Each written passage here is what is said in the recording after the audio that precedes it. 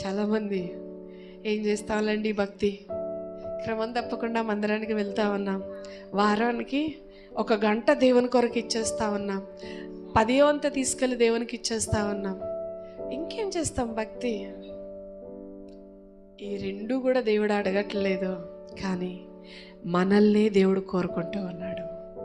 మనల్నే దేవుడు కోరుకుంటూ ఉన్నాడు. నువ్వు మందిరంలో ఉన్నా బయట ఉన్నా కూడా దేవుడు నిన్ను, నీ మనస్సును కోరుకుంటూ ఉన్నాడు. నిన్ను, నీ హృదయాన్ని కోరుకుంటూ ఉన్నాడు. నన్ను, నా హృదయాన్ని కోరుకుంటూ ఉన్నాడు. మనం అనుకుంటాం మందిరానికి వచ్చినప్పుడు మాత్రం మంచిగా ఉంటే చాలు, మందిరానికి వచ్చినప్పుడు మాత్రం దేవునితో అనుబంధాన్ని కలిగి ఉంటే చాలు, మందిరానికి వచ్చినప్పుడు మాత్రం ప్రార్థన చేస్తే చాలు, మందిరానికి వచ్చినప్పుడు మాత్రం పాటలు పాడితే చాలు, మందిరానికి వచ్చినప్పుడు వాక్యం చదివితే చాలు, మందిరానికి వచ్చినప్పుడు మన ప్రవర్తన యోగ్యంగా ఉంటే చాలు. మందిరంలో ఆయన ఆత్మ సంచారం ఉండుతుంది కనుక ఆటోమేటిక్గా మనందరం మంచిగానే ఉంటాం.